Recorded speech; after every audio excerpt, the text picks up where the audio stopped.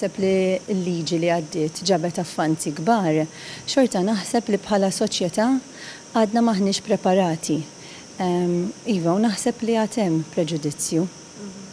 Is-sena l-oħra il-Fondazzjoni tal-President għamlet video fejn intervistajna familji tal-istess sess li għandhom it-tfal.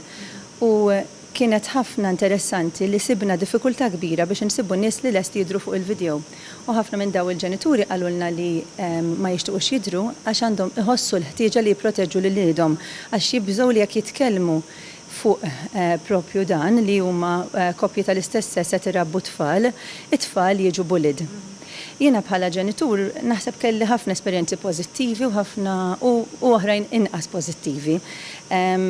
It-tifla tiegħi xi sentejn ilu qalet il xi ħbieb u ħassita ġudikata ħafna, il-reazzjoni kienet kemmi disgustanti din il-ħaġa, għax it-tfal ovvjament ma jkunux jafu, ma jkunux forsi esposti, però mbagħad kellha teacher li kienet vera taf kif tittekilja din is-sitwazzjoni u tellat is-suġġett fil-klassi u fil-klassi qaltilha illa minn kemm inti speċjali għandek tuma miż inti flok waħda, ġifieri dan dejjem inti kif tippreżenta s-suġġett.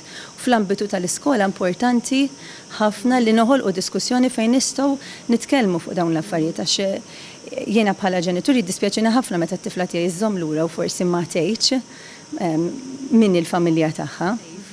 Jiena naħseb li ħajjin ħafna l-ġenituri għax tajjeb li aħna ikonna spazju fejn nitkellmu fuq dak li hu komuni għax hemm ħafna komuni bejn il-familji tagħna u familja ta' mara u raġel u dak li huwa challenging għax ħajkun hemm min diġà qellibhom ċertu challenges u jista' forsi jgħin il-ħadd ieħor kif qellibhom.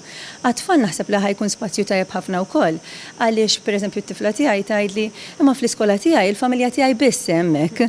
Mhuwiex vera għax naf familji oħra jiena ma peress li huma ftit fost il-ħafna li jaqgħu fin-norma jitħossa iżolata, tħossa l-unika waħda, ġifieri din ħatejna ħafna.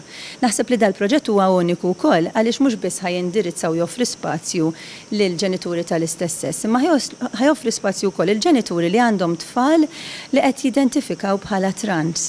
Dawn ma tantx nisimgħu fuqhom imma qed jiżdiedu. U wkoll għandhom bżonn l-ispazju kemm il-ġenituri tagħhom u kemm it-tfal biex jintaqgħu ma' tfal oħra li qed ikollhom esperjenzi simili.